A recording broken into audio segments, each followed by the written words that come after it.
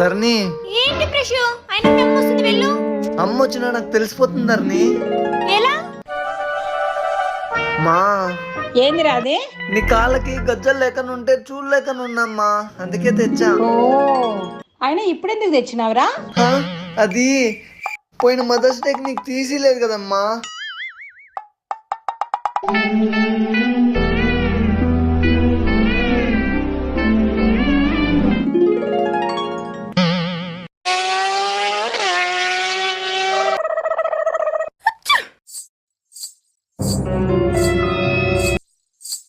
ఓయమ్మో అమ్మా,